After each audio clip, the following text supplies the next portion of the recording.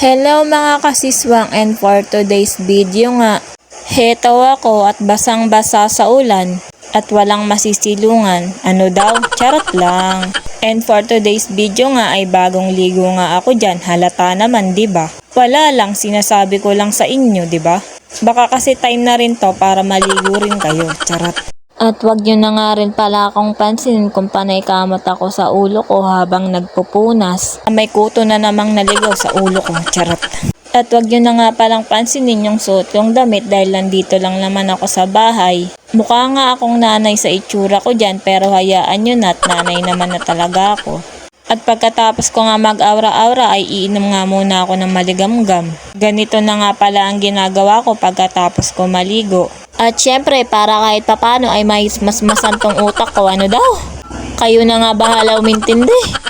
At habang nga ninanamnam ko ang pag-inom ko ng maligamgam na tubig ay natutulala na nga lang ako. Sa dami nga ng iniisip ko ay hindi ko alam kung meron pa silang space sa utak ko. At kung meron pa ba akong isip na natitira. Charot. Parang gusto ko na nga lang din talagang maging kangkong. Pero sabi nga nila, sa mundong punong-puno ng lungkot, nandito lang ako sa gilid, nangungulangot. Ano daw? O siya, ang dami ko na naman palang sinasabi at bago nga pala ako tuluyang masiraan ng ulo, muntik ko na nga palang makalimutan na may kukusutan nga pala ako. Eto nga pantrabaho ng jowa ko ay kukusutan ko at Diyos ko, isa pa rin sa dagdag isipin ko ay wala na pala kaming sabon. Tinamad na nga akong lumabas dyan para bumili ng sabon dahil nga umuulan.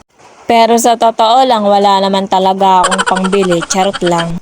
Mukha lang naman akong may pera pero wala talaga akong pera. Naghahapit nga kami ngayon at magbabarmans na. Dahil kung todo kayod nga si jowa ngayon ay ako naman ay todo sipag dito sa bahay. Siyempre alam nyo na para naman maambunan tayo ng ayuda. Pero siyempre charot lang naman yun. Siyempre ganun talaga ang buhay, parang life lang. Sabi nga nila laban lang ng laban kahit mukha kang kalaban. O siya, ang dami ko na palang sinasabing wala namang kwenta. Mabalik na nga tayo dito sa kinukusot ko at malapit na nga akong matapos dyan dahil ilang peraso lang din naman yan. 3 peraso lang din naman kasi ang uniform ni jowa kaya kailangan labas suot. At syempre kailangan din lagi natin kusutan dahil maulan at matagal matuyo. At siya, bago nga pala matapos ang video na to at bago nga pala ako tuluyang masiraan ng ulo ay magpapaalam muna ako sa inyo. At sa mga hindi pa nakapollow sa akin, i-like at i-follow nyo na rin ako. Salamat at hanggang dito na lang. Thank you!